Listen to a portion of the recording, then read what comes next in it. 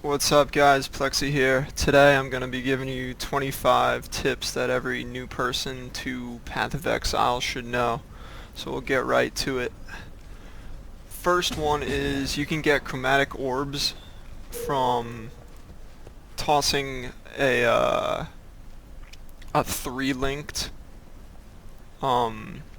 piece of armor or weapon as long as they're linked and they have different colors. They're all 3 different colors. You can have like a blue one down here, a red one, green one down here too, but there needs to be all 3 of these linked, and you'll get a chromatic orb for it. Here, I'll show you. Hello. Sell item. Boom, chromatic orb. Alright, so that's on mine. Alright, number 2. Sockets that are connected will benefit each other, even if the skills are not right next to each other. My ice spear is being supplemented by chain, faster casting, and increased critical damage. And it's not just chain that's affecting ice spear and chain that's affecting faster casting. That's not how it works. As long as they're all linked, they're all affecting each other. Like my reduced mana for clarity and discipline. Alright, so number 3. Class selection really doesn't determine much besides where you start and your starting stats, which are minimal. I'm a witch, so I start up here, and I traveled all the way over to this starting point. So you could actually make the same build if you wanted and do my build kind of backwards. Alright, so number 4. Any class can use any piece of armor and any weapon as long as you have the stats for it, and you can get stats from other pieces, but we'll talk about that too. In number 5, you don't always want to level up a gem. The reason being, clarity can pretty much crush all of your mana, and you may not be able to get any spells off if it's crushing all of it. So level that up and make sure it's a good balance. You can always go back by tossing an orb of scouring and a gem into the sell person or the trade person. Another reason you don't want to level up a gem all the time is because you may be wearing gear that lets you level it up, but you don't want to be restricted to having that gear all the time. You may want to switch your amulet out and get something that really helps your build rather than whatever gem you have that you shouldn't have over leveled. Okay, number 6 is don't go through a portal that you made if you don't have to. So I'm gonna go through Mindspanks. Say hello to YouTube, Mindspank. I can go through his portal, but if I went through my portal, then it's gonna disappear. I don't even know what I'm doing over here. I actually just made a party where people can portal to Solaris's waypoint because it's kind of a pain. And see, his portal is still there. If I were to go through my portal, it would disappear if I used it twice. So you can use this during bosses. Say me and Mindspank are fighting a boss and we're dying and dying and dying, and this is a cheesy way to get through on softcore. If you just want to complete content and cheese your way through, go ahead, whatever. I don't care. So what you do is I set up a portal, he sets up a portal. Every time I die, I go through his. Every time he dies, he goes through mine. So that way, you're not wasting portal scrolls, which are cheap anyway. But you're starting off, so I figure save you a little bit of currency. Alright, so we're going to talk about keystones now. This is number 7. Keystones usually have drawbacks, but you can kind of synergize them. Let's see. Unwavering stance for one. You cannot evade enemy attacks, but you cannot be stunned. That's pretty nice, not being stunned as a melee, because you want to be hitting some life leech sometimes when you're getting swarmed, but you can't evade anymore. That kind of sucks. What you can do is travel over to Iron Reflexes. Iron Reflexes and Unwavering Stance synergize pretty well because, yeah, you can't evade anymore, but all your evasion rating turned into armor anyway. So, you're getting the best of, I'm not even gonna say it.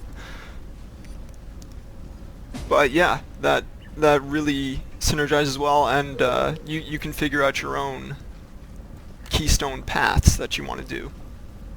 Alright. Number 8. There is no gold. So, what you do is you sell different things. And you sell your items, and you get items back, currency items. Currency items are these golden texted things. So say I'm going to sell this bow right here. I'm going to get a transmutation shard. If I get 20 of them, they turn into a transmutation orb, which can affect my armor. We'll talk about that later. But what I want to do is I don't want that, so I'm going to identify this. That same thing with being identified now gives me an alteration shard. So I'll bring that over here and show you in my stash. So once you get enough of these, they'll turn into one of these. Once you get enough of these, they'll turn into one of these, blah blah blah, like that. So I could have got this, but I decided to get this. If I did get that and I turned it into a transmutation, I'd have this item, and it upgrades my my normal item into a magic item. But if I don't get the magic item stats that I want, I can come over here and use this one and change it. So you gotta decide what you want to be doing with your armor. Okay. Also, buying currency from shops. This is number 9. Buying currency from shops. Let's see, do you sell currency? Yes, you do. It's the worst way to get said currency. You're almost always better off trading someone else for it. Getting currency from shops is an item sink, which is very much needed in softcore.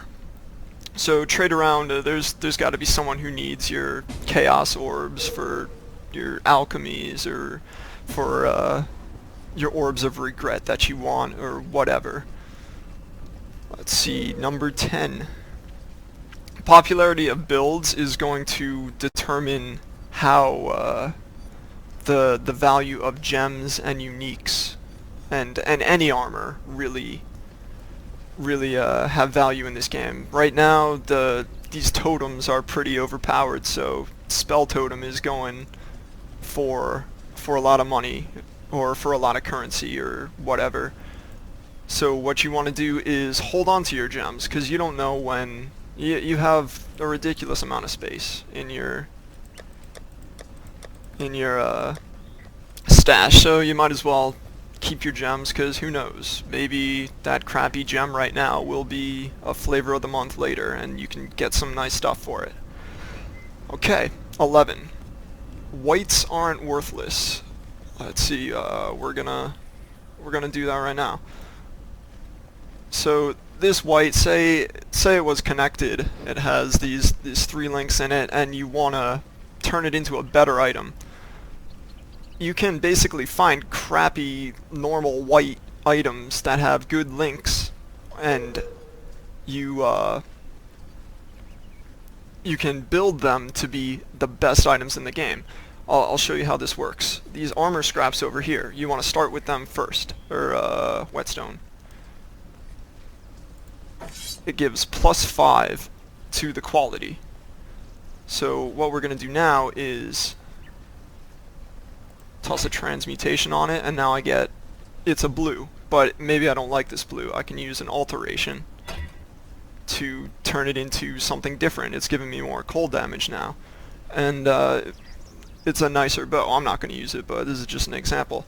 So no, what you should do is use the whetstones and the armor scraps before you use a transmutation or an alchemy or whatever you want to use on it, because when you use it after it's not a white, it only goes up by a little bit. So you want to use 4 of them before, if it starts off with 0 quality, because the max quality is 20 and you can get 5 per one if it's white.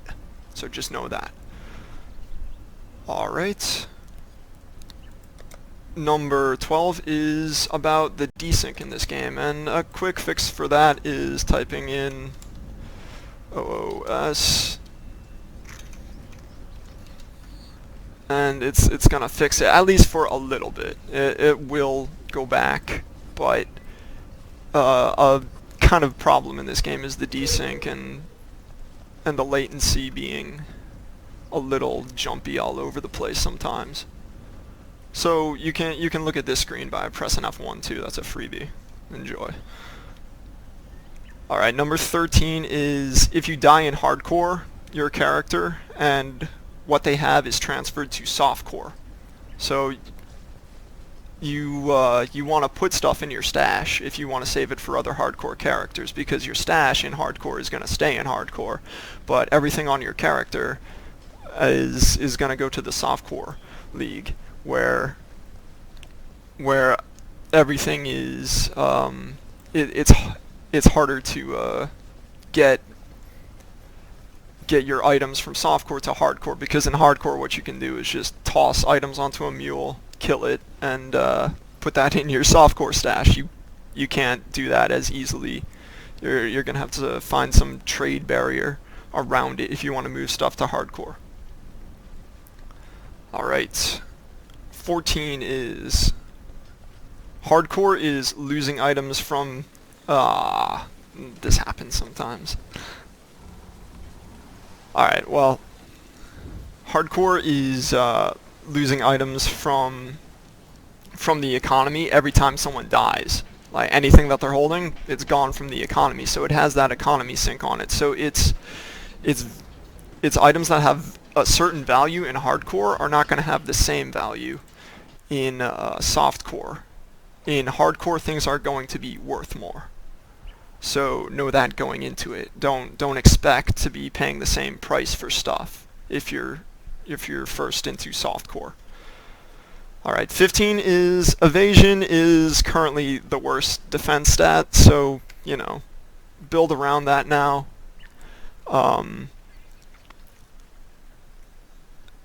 16 is that health is managed by pots and energy shield is managed by not getting hit. Both are managed by where is it? Granite flasks, which can increase your armor. But if you want to be popping away at the potions to make sure that you can stay in the thick of it, you want to be managing your HP and have a bunch of HP. I don't have a bunch of HP because I'm a caster, and Energy Shield synergizes pretty well for a caster, especially a cold caster that I am, because Energy Shield needs a certain amount of time before it goes back up. So what you do as a cold caster, or what I've been doing, is I get some nice freezes on, which allow my my energy shield the time to go back up. And if I was a warrior, I wouldn't, or a marauder or a melee class, it's much easier for me to manage my health and energy shield, because I'm going to be getting hit a lot. I don't want to be kiting as much as I would be kiting as a caster. So I'd rather have health as a melee and energy shield as someone further in the back. Right, 17. The more mana you have, the faster it regenerates. It's pretty clear cut. Let's see. 18. Chaos damage goes through energy shield. So what you're gonna want to do is either, here we go, get the chaos inoculation the passive point, or grab some, where is it? Chaos resist. This is a pretty controversial thing right now, seeing as how chaos inoculation used to be crazy in closed beta, and right now it's pretty questionable. I have very low life but high energy shield, so I may want to spec into Chaos Inoculation at a certain point. And it's hard to determine that point, so you're going to have to decide for yourself if you're getting wrecked by chaos stuff. If you're in hardcore, energy shield right now is something that supplements health, not replaces it, pretty much. Alright, 19. Gem Cutter Prisms they're called GCP for short. They're pretty much the easiest way to value items. I'll link a chart that gives the value of different currency compared to a GCP, but it's pretty much the Stone of Jordan of this game right now. At least it's the popular thing to trade because it has a very high value and you cannot make it in the store. You have to find it. There's no way to make one or trade up to one, even if you want to item sync to it. So you can't do that, and that's probably why it is the current big value signifier. Okay. Number 20.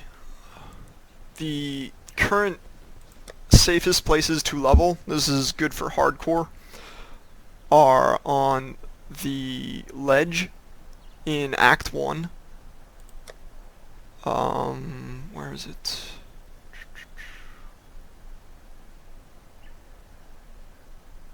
Fell Shrine Ruins, which you can get to right from the church, so make sure you go through Fell Shrine Ruins to get the church waypoint, and you're right here. And the main reason why all these three are good and safe is because the things that you're fighting are easy to get your resistances up for in rings, and most of the mobs are pretty slow. Like the docks, for instance, you want to come here with fire rings or amulets or whatever. So the docks in Act 3. Yeah, you want fire amulets. Even though they're blue, they're spitting fire at you. Just know that.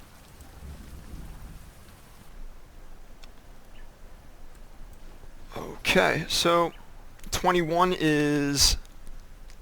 This is kind of abstract, but you should know that time is a currency. So try to think about that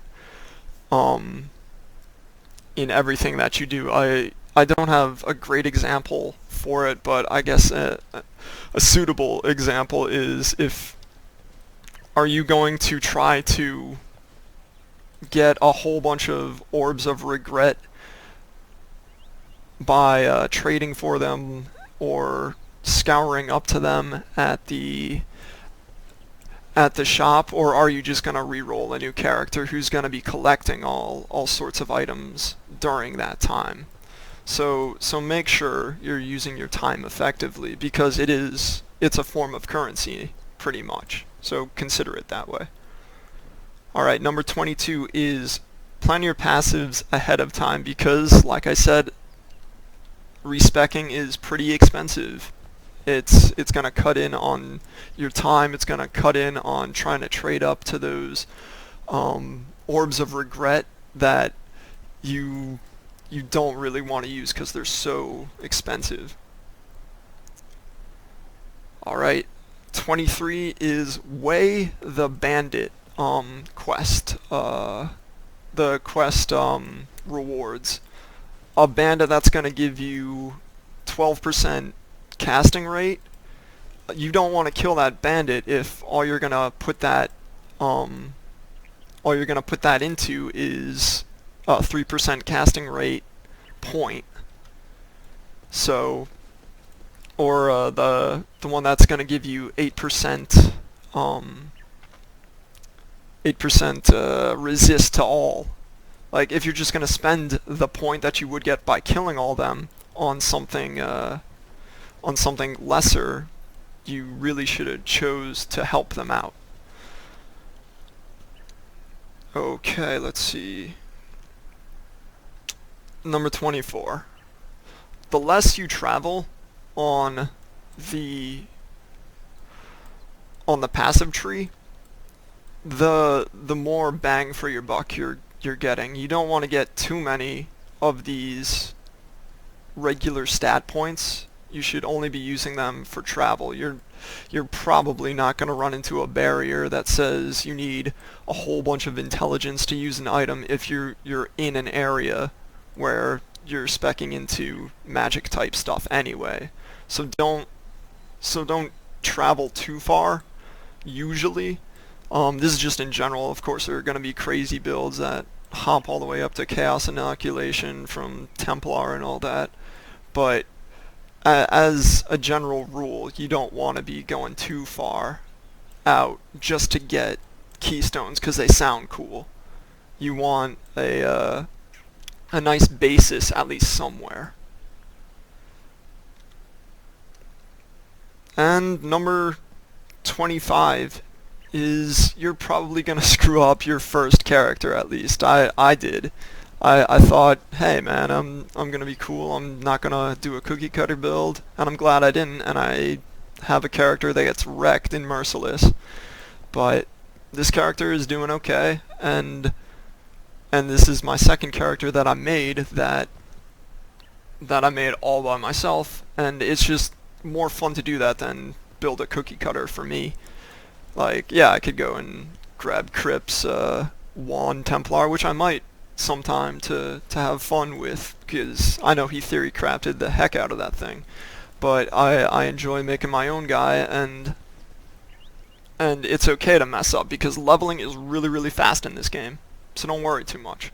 And everything that you, like, say you make a really crappy character, and he's full of, I don't know, a bunch of evasion, and he has every single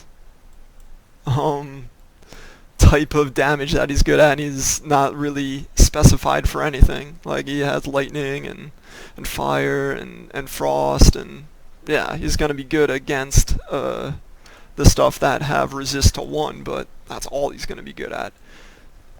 It's alright because you're gonna have all of the stuff in your stash that you collected. So don't feel bad about making a new character. That's pretty much all I wanted to say. It kind of ran a bit long, but I hope those are 25 things that help out newcomers to playing Path of Exile. I'll see you out there.